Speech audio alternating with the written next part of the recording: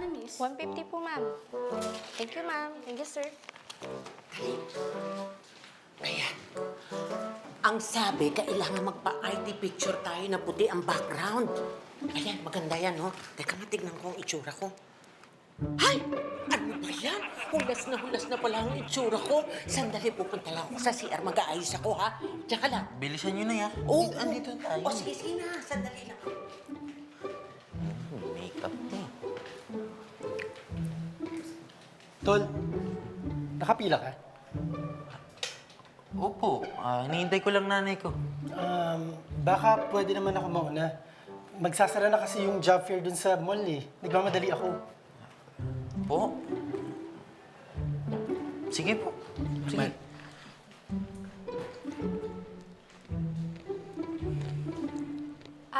Wala pa naman yung nanay mo. Baka pwedeng mauna na ako. Mag-apply rin ako ng job fair, eh. Okay. Sige. Sige po. Ako din, boy. Baka pwede. Sige. Salamat. Okay.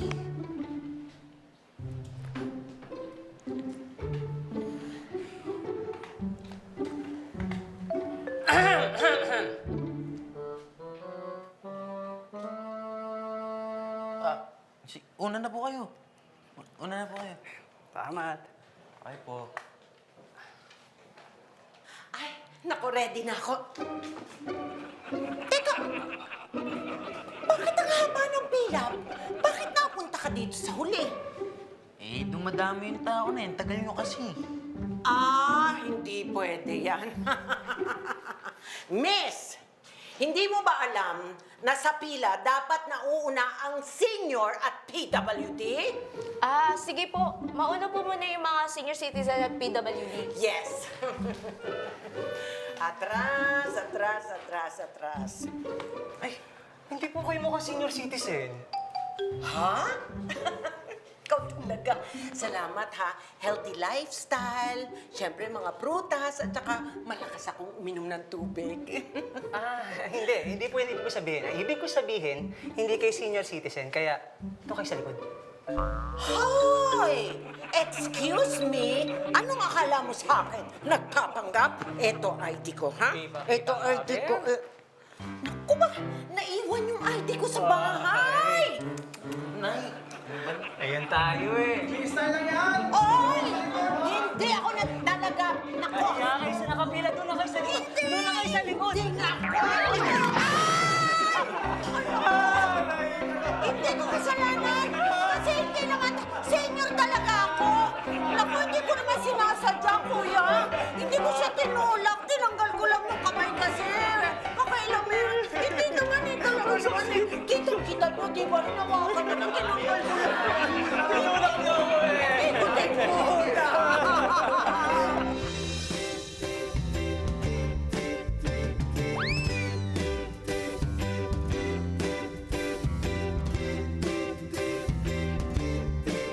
Ngumiti ka naman, mukha mo ay nakasimangot. Smile naman dyan, kalimutan na ang lungkot. Ngumiti ka naman, mukha mo laging problemado. Chill ka lang dyan, pagkat dito lang ako.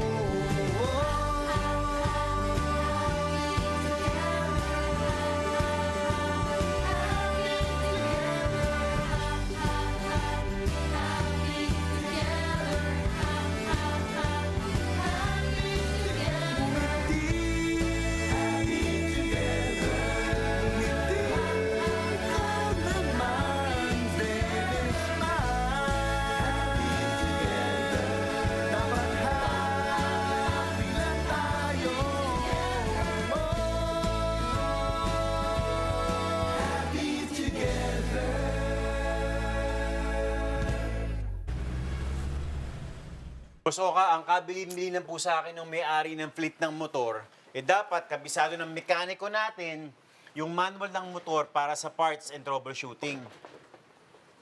Teka lang, Kuya, Julian, hindi ako kabisuti. Ako, mahilig lang akong mag-adlib sa freestyle. Ayoko talaga na nagme-memorize eh. Tsaka nung pinag-reset nga ako ng Panatang Makabayan, nag-adlib lang ako eh.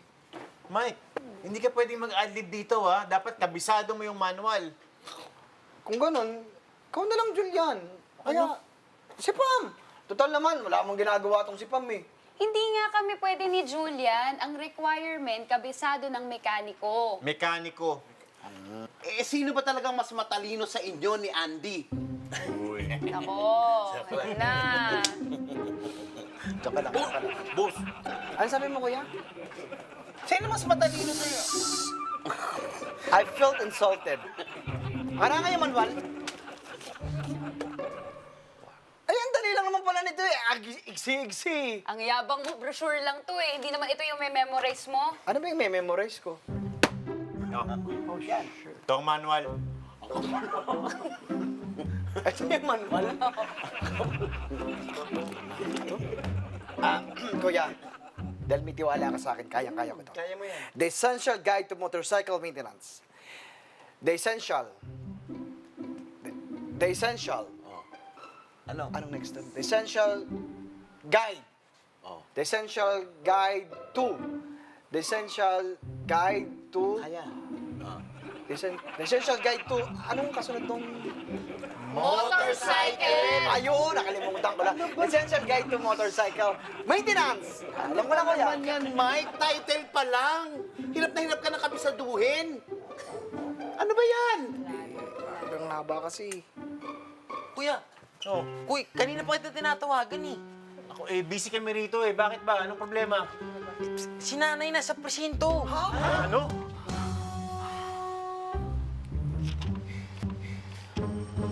Nay, hindi ho kayo arestado dito, ah. Iniimbestigahan lang ho namin yung kaso. Hinihintay rin ho namin yung side ng complainant. Baka sakaling mapag-ayos ho namin kayo. Salamat. Ay, ano nangyari? Okay ka lang? Oo naman, okay. Chief. Boss, ano pong kaso ng nanay ko? Impersonation of senior citizen po. Naku, boss, alam nyo, talagang mukha lang bata itong nanay ko, pero senior na po siya. Eh, wala ho siya maipakitang ID. Ay, hindi. Nawala nga sa wallet ko yung senior ID ko eh. Joey, nakita mo ba sa bahay?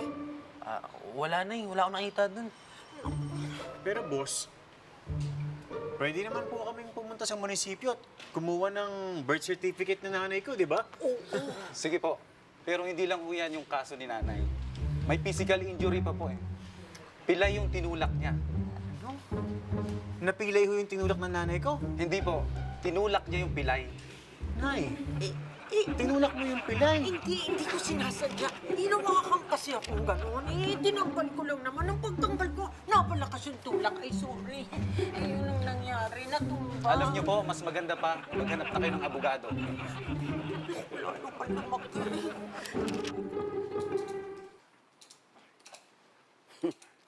Wow! Kinakabisado ah.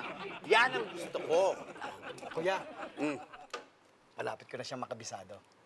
Talaga? Sige nga, sample. Sige, Kuya, sample. Number 1, fatty food. Number 2, coffee. Number 3, blueberries. Number 4, turmeric. Number 5, broccoli. Ano yung pinagsasabi mo, Mike? Kuya, sabi ni Pam, yan yung mga food na nakakapagpatalas ng memory. Kaya yun ang kinakabisado ko eh. Ano, Mike? Na-memorize mo na yung mga food na nakaka-boost ng memory? Galing mo talaga. Oo naman! Kaya ko yun. Kaya tuwala ako dito eh. Magaling to, boss. Ano yan, Mike, ha? Ba't yan ang kinakabisado mo? Pam, Andy, hindi kayo nakakatulong. Lalo nyo lang kinuha.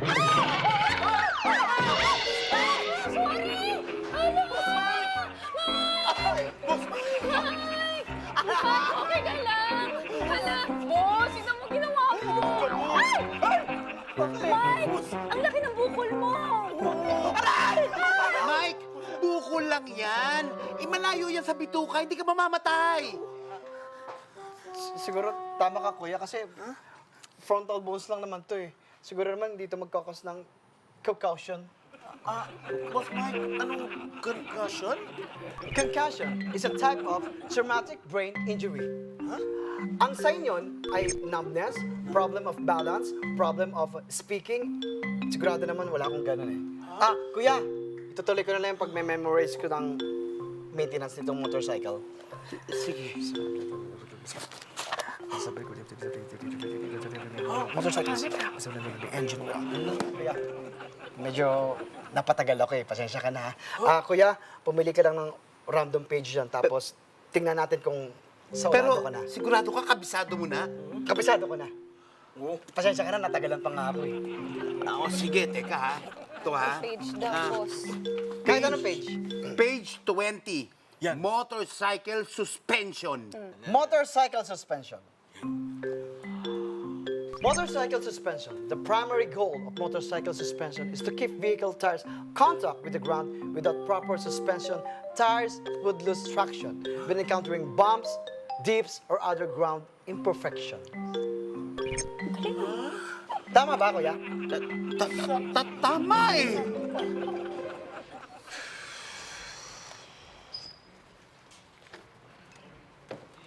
Kuya, anong balita? Eh, yung kakilala kong lawyer, out of the country daw, kaya tinawagan ko si Liz tsaka si Rocky. Pero wala naman silang kilala. Buti ka mo, si Canor meron daw. Yun naman pala eh. Pinapunta mo na. Oo, sabi ni Canor, pinauna niya na rito.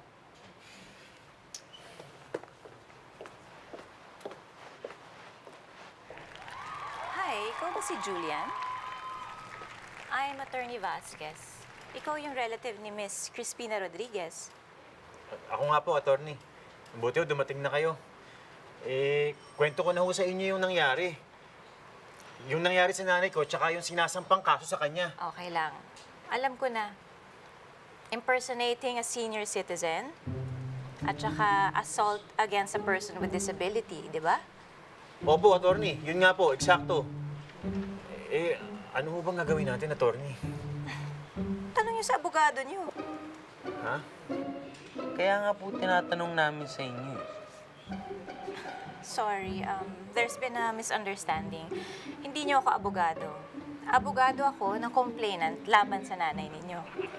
Nagpunta lang ako dito para sabihin sa inyo kung ano yung ino-offer na deal ng kliyente ko. Magbayad kayo ng 50,000 pesos in damages or isasampa namin ang kaso. Ano? 50,000? 50,000, attorney? Ano, parang hindi naman natatama yan. Attorney, naniniwala ako, walang ginawang mali ang nanay ko. Okay, good. I'll see you in court then. Pero I suggest maghanap na kayo ng abogado nyo, ha? Nice meeting you, Julian. Lambot ng kamay niya, attorney. Labo na. Hindi pala siya. Oh, tol. Nandiyan na ba?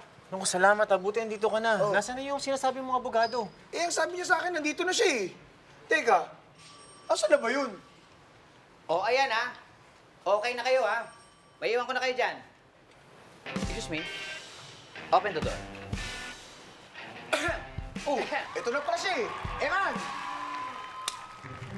Hello.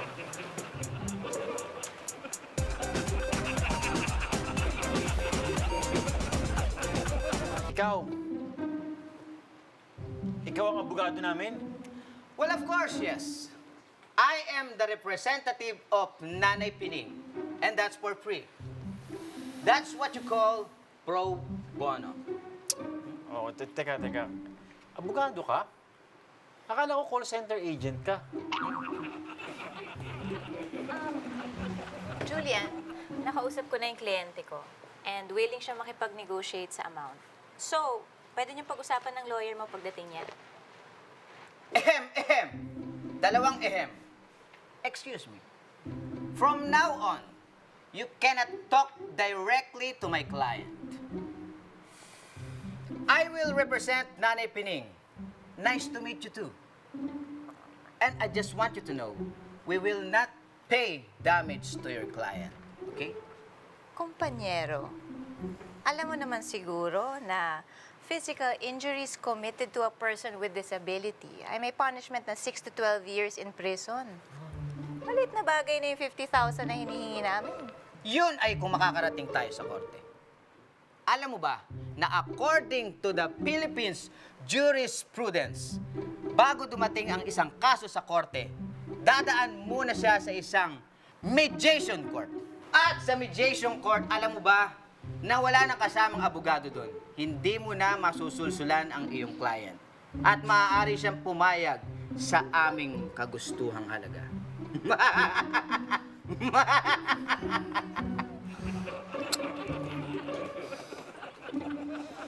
Grabe ka, tol! Ang galing mo!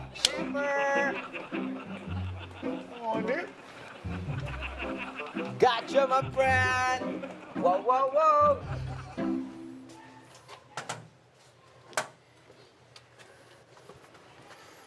Teka nga muna, Eman. Ba't ka ba nagpapanggap na abogado? Actually, abogado talaga ako. At talaga? Wala lang ako lisensya. Kaya nga hindi ka abogado. Abogado nga ako. Nagkaroon lang ako ng kaso, kaya hindi ako nakakuha ng lisensya. Anong kaso? Impersonating a lawyer. Oh, hindi ka nga talagang lawyer. Excuse me, I'm a law student. Actually, graduating na ako nung time na yon. Nakasuhan yung kaibigan ko at wala siyang abogadong makita. Kaya tinulungan ko siya. Kaya wala pa akong lisensya, nagpanggap ako na abogado niya para matulungan ko siya. So parang nangyayari ngayon. Definitely hindi. Kasi magkaiba kayo. Ikaw ay Julian, tapos siya ay Julius. Ganun. Tenor, kausapin mo muna to. Attorney, ano ba talagang plano mo? Huwag mo nang tawagin attorney. Alam nyo, tama na to. Okay na. Eman, salamat. Muwi ka na siguro. Relax ka lang, Julian, okay? Alam mo, ang ganitong kaso ay hindi naman basta-basta nakakarating sa korte. Okay? Gusto lang kitang tulungan makipag-negotiate. Hanggang hindi pa sila nag-file ng kaso. Ngayon, kapag dumating yung point na makakarating na kayo sa korte, edi, kumuha ka na ng totoong lawyer, di ba? Pinapatawag na po kayo ng complainant at ng abogado niya. Sige.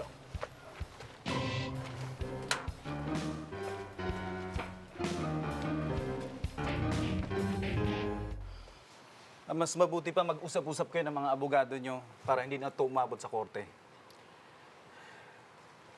Nakapag-usap na kami ng kliyente ko. And he's willing to accept 30,000 in damages.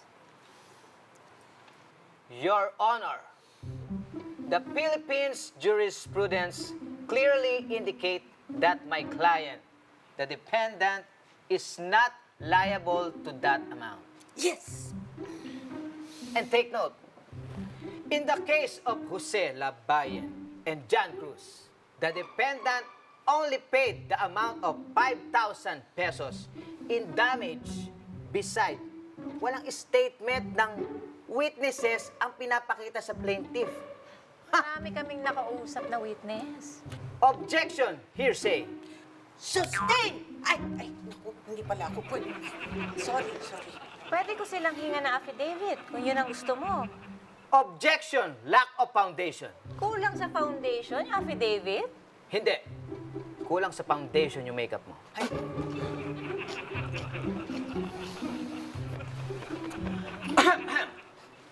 Kumpanyera, baka nakakalimutan mo na, mahirap mag-imbita ng witnesses sa isang korte. Ayon sa history of the Philippine jurisprudence, ang huling offer namin sa inyo, 3,000 pesos. Take it or leave it. Pwede lang yun, attorney. Shut up! Sandali, mag-uusap na kami ng kliyente ko.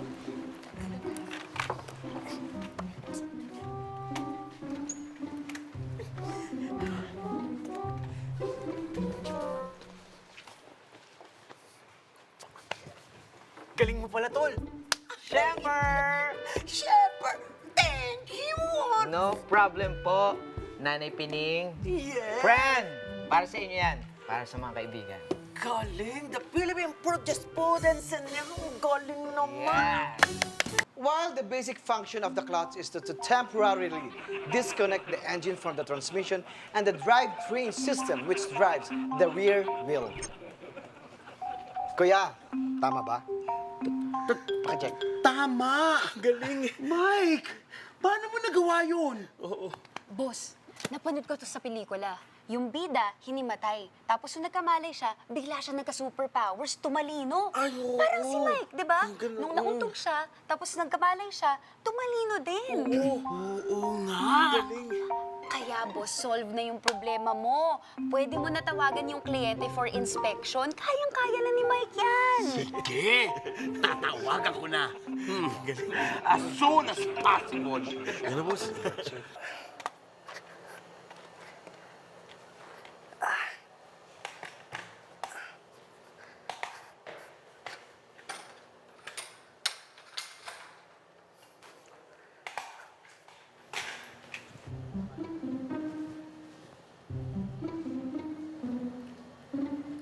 Bakit ba kasi sinusundan natin yung complainant? Tol, malakas kasi ang kutob ko na hindi talaga pilay yan. At pag napatunayan kong hindi pilay yan, aatras na yun sa pagsampa ng kaso. Pero malapit ko na sila mapaatras sa kaso. At matutulungan ko na rin yung kaibigan ko si Julian. Bakit? Friend ko rin naman si Julian, ah. At ito yung parang nakita ko para matulungan ko siya. Ganon? Ganon! Eh, bahala ka dyan. Wala akong kinalaban niya, Kanor, ha? Diyan ka na. Talaga to.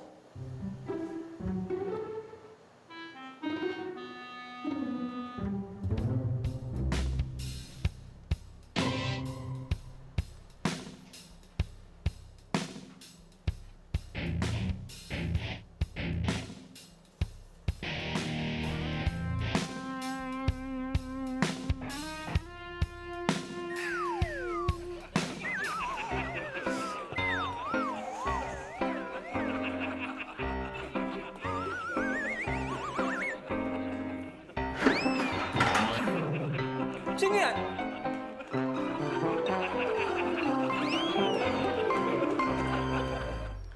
Eman, maraming salamat sa tulong mo, ah. You're always welcome, friend. Ikaw din naman, ang dami mong mga taong natutulungan. Siguro it's time naman para saluhin ka namin. At saka kung sino yung kaibigan ni Kanor, kaibigan ko na rin. Matagal na ba kayong magkaibigan ni Kanor? Well, of course, yes. Since high school, magkaibigan na kami niyan. Kaya nga ako nag-abogado dahil maloko kasi yan eh. Kasi alam kong matutulungan ko siya balang araw. Sanggang dikit ko yan, naalala ko yan, dami namin kabulastugang ginagawa. Kokopyahan kami yan dati, Civic at Kultura. Napakagaling niya sa GMRC tsaka sa recess. Kanor. Hindi lang, Mama Pulis. Hindi lang. Kaibigan ko yan. Eman, Julian, tulungan niyo ako. Kilala mo to? No! I've never seen that man in my life. Uy! Eman ako to, Julian! Eman, si Kanor yun. Tulungan natin. Julian, huwag ka maingay. Para kay Nanay Pining. Hindi nila dapat malaman na kakilala natin si Kanor. Tara na, umalis na tayo dito. Umalis ka po na tayo. Eman, Julian, tulungan niyo ako! Uy, Eman! Kaibigan tayo, ah! Eman!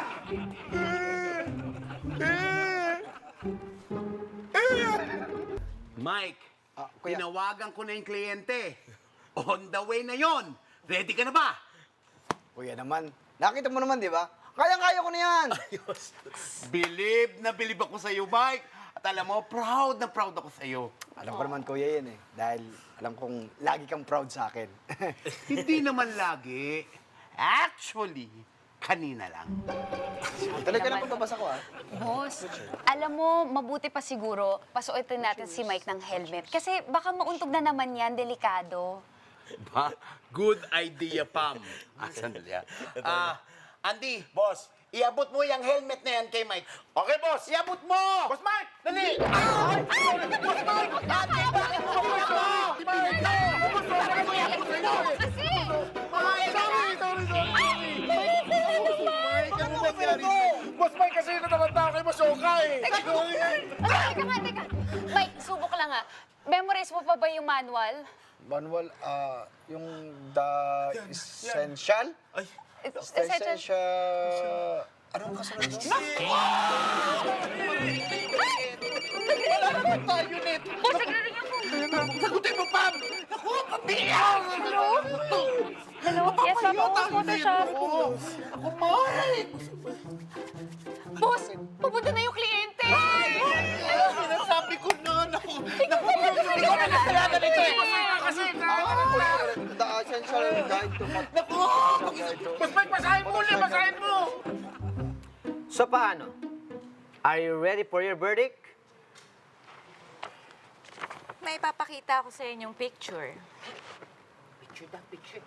This guy tried to harass my client. Kilala niyo to?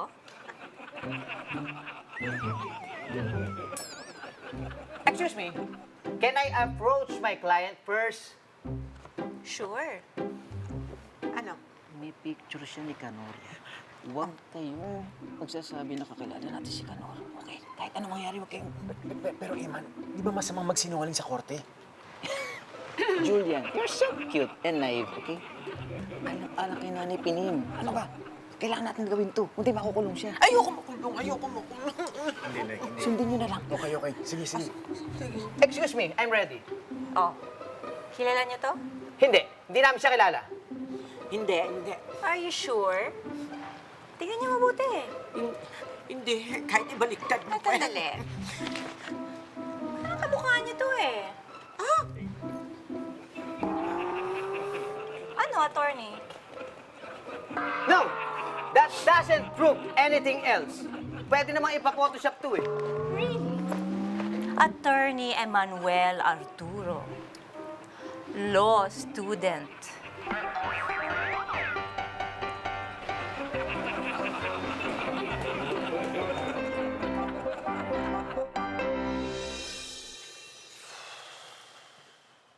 Pumalpak yung plano natin, friend. Natin. Ano bang malay kung magpapanggap ka abogado? Eh gusto lang naman kita tulungan eh.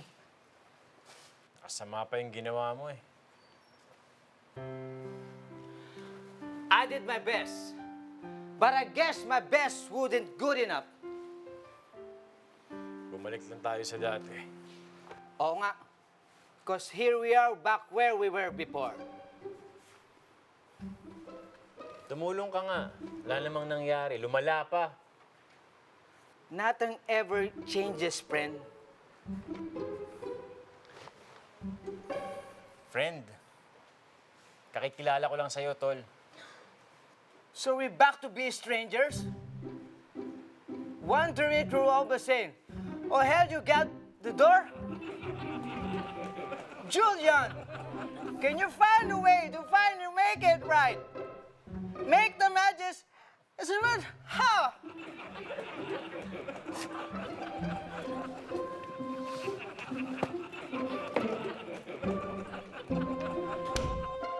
Okay, 1, 2, 3! Sorry! Oh, okay. Ano ang capital ng Taiwan? Yan. Taiwan, Thailand. Mali! Boss, hindi gumagana! Laksan mo kasi! Laksan mo pa, isa pa. Ganito, tulungan mo ko. Sige. Ganito, para ganito. Ako na. 1, 2, 3. Yan yung kalakas. Dapat ganun kalakas. Masakit. Kapital ng ano. Ay, boss ko pala ako. Ganun kalakas, ha? Ganun kalakas, boss. Buwelo ka, ha? Yan. Buwelo ka. Ganun kalakas, ha? Boss, ha? Sigurado ka? 1, 2, 3! Boss, Ano? Ayun na! Teka. Mike, anong capital ng New Zealand? The question is when? Because tatlo ang capital ng New Zealand. The Kyoto, second is Auckland, and the last is the Wellington.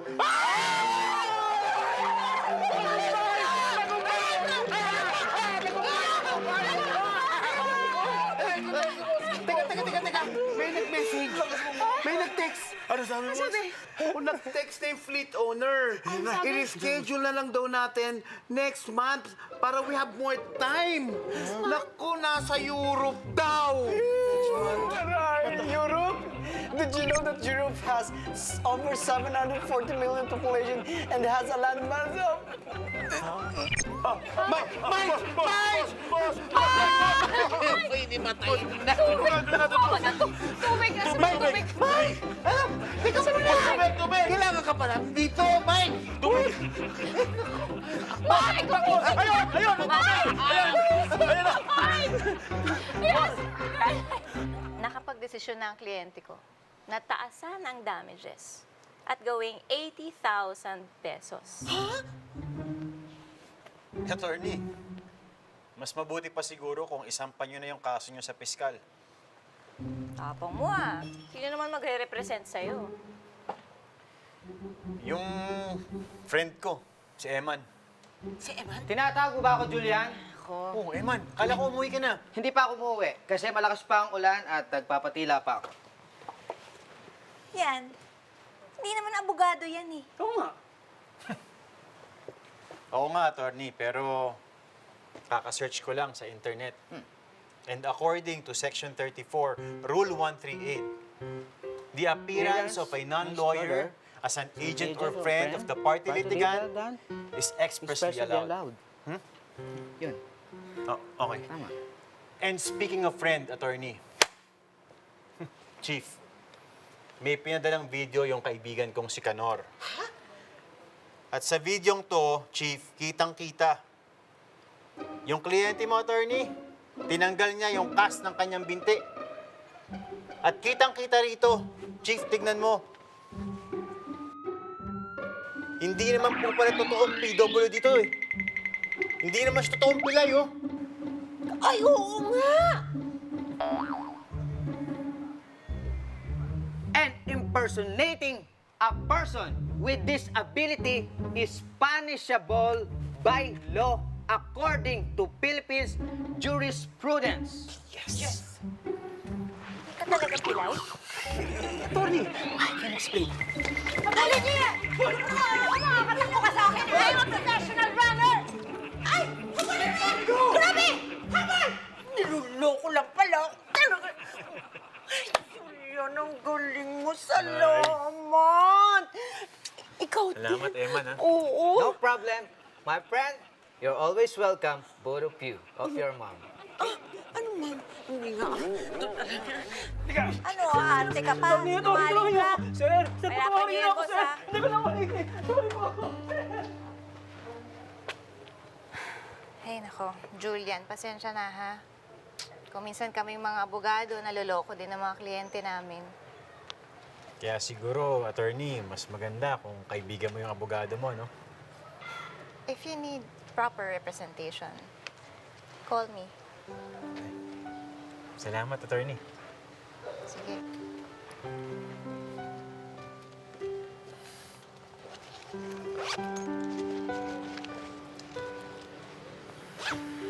Eman, Pinapatawad na kita, friend. yan ka na naman sa friend-friend mo, eh. O, sinabi mo na kanina yun, wala na tayong bawian, ha? The appearance of a non-lawyer as an agent or friend is expressly allowed. That's on record. Perfect. Perfect! Sige na, matahan si nanay. Tara. Higa, papakulong kita! May mga special abilities tayo na ginagamit para makatulong. Pero hindi natin dapat ginagamit sa mali. Binibigyan tayo ng kakayahan na tumulong. Sana tumulong tayo sa tamang tao at sa tamang paraan. Hello? Anak, Rachel. Oo. Nagawa na namin ang lahat ng requirements. Nakapagpa-picture na nga kami ni Joey. Yung ticket, papunta dyan sa New Zealand. Kailan mo papadala? Kung alam na ni Julian. Hindi ko pa nasasabi na Diyan muna kami titira. Maigi pa ho siguro, mamigay na kami ng flyers doon para makahatak tayo ng potential customers at clients. Kilig na kilig yung mga tao. Sinip kayo ng netizens. Ano nangyayari? Bagay daw kasi tayo. Pwedeng dikit pa kayo, closer. Ganun talaga sa social media. Lalo na yung mga shipping culture. Pag may nagustuhan silang mga tao, tapos sa tingin nila bagay sila sa isa't isa, naku, toto suporta yun. Parang naniniwala na yata ako sa kanila eh. Naniniwala na ano? Na bagay tayo?